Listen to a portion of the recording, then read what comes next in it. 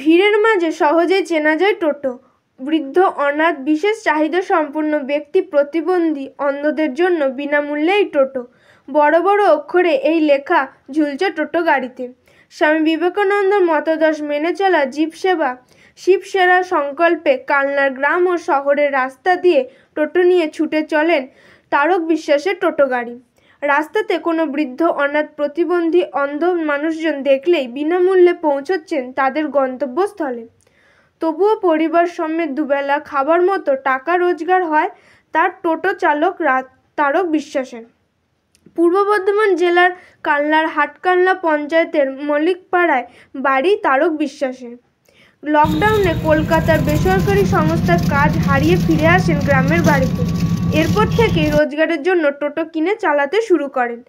রাস্তায় অসহায় কাউকে দেখলেই টোটোতে চাপিয়ে পৌঁছচ্ছেন গন্তব্যে বিনামূল্যে। সাধ্যমতো সাহায্যের হাত বাড়িয়ে দেন। প্রথম এই কাজে অনেক কটাক্ষ শুনতে হয়েছে, পরিবার থেকে আপত্তি এসেছিল। তাতে কর্ণপাত না করে মানুষের সেবায় এগিয়ে গেছেন তারকবাবু। এখন তার কাজে খুশি পরিবার সহ এলাকাবাসীরা। প্রতিনিধি মৃত্যুঞ্জয় জস, MBS নিউজ। মানে কোথাও ঘুরতে ফুরতে গেলে টোটো করে ফটো করে নিয়ে যায়।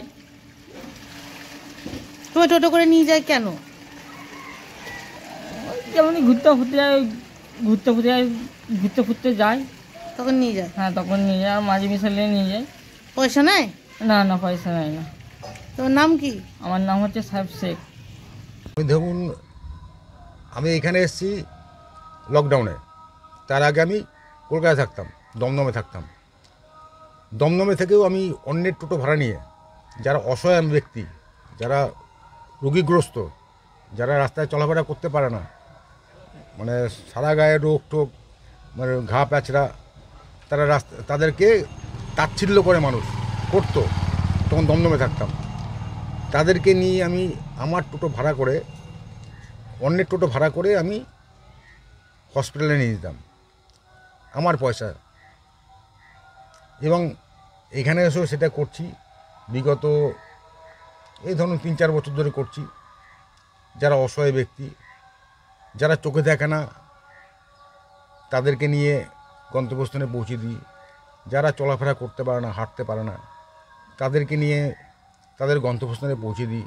ধরুন কেউ ব্যাংকে যেতে চাইলো, তাকে দিয়ে আসলাম। কেউ হাসপাতালে যেতে চাইলো, দিয়ে আসলাম। কেউ ডাক্তারখানায় যেতে চাইলো, দিয়ে আসলাম। ইভেন বৃদ্ধাশ্রম, যে বৃদ্ধাশ্রমের বাবা মা এত কষ্ট করে ছেলেমেয়েরা মানুষ করে বাবা মাকে, সেই বাবা মাকে বৃদ্ধাশ্রমে রেখে তাদেরকে মানুষ করে। এটা কী ধরনের ব্যাপার আমি তো ভেবে পাই না।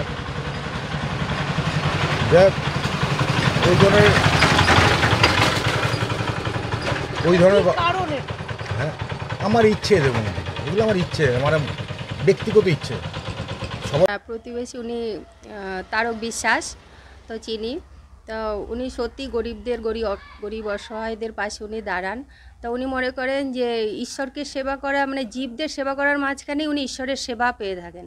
এই জন্য উনি সবসময় গরিব দুঃখীর পাশে সবসময় দাঁড়ান।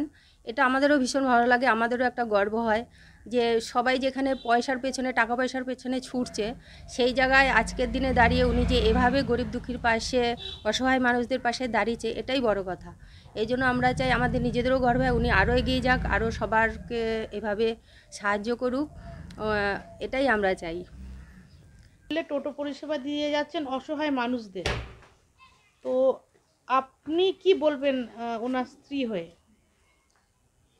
হ্যাঁ, উনি এ কাজটা অনেক বছর ধরেই করছেন।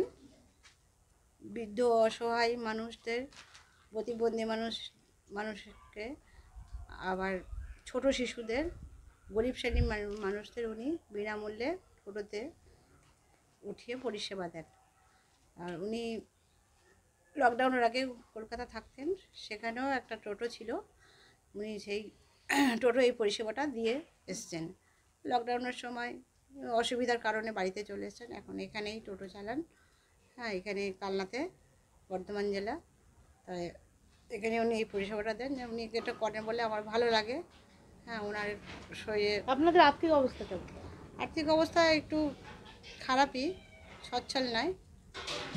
বাড়িঘরও এখনো করতে পারেননি, পুরনো বাড়িঘরেই যে থাকি আর্থিক আমরা। অবস্থা খারাপ হওয়া সত্ত্বেও যে বিনা পয়সায় যে পরিষেবা দিচ্ছে, এখন ওনার এটা কি বলবো, ভালো লাগে। হ্যাঁ, উনি সেবা করতে চান, সেটা তো আমি বাধা দিতে পারি না, করুক। আমি চাই উনি করুক এই কাজটা। এছাড়াও আরো কিছু কাজ করেন তো? না না, আর কিছু করে না, টোটোই চালান। ওর মধ্যে থেকে যায়, ওই সংসার চলে, একটা বাচ্চা আছে। সামাজিক কাজ আরো কিছু করেন? হ্যাঁ, সাহায্য? হ্যাঁ, সহযোগিতা করেন। সম্পন্ন শিশু, তো ওকে ব্যাংকে বা অন্যান্য কোনো জায়গাতে গেলে পরে আপনি কিভাবে নিয়ে যান? এই দাদার টোটোয় নিয়ে যাওয়া নিয়ে আসা করা হয়। হুম। ভাড়া টাড়া লাগে না, এখন যখনই দরকার হয় ফোন করা হয়, ফোন এসে নিয়ে যায়। উনি কোনো ভাড়াই নেয় না? না, ভাড়া টাড়া কিছু নেই। আচ্ছা, কেন নেয় না? প্রতিবন্ধী বলে। তাই কোনো পয়সা? হ্যাঁ, আচ্ছা, কোথায় কোথায় নিয়ে যায় আপনাদের?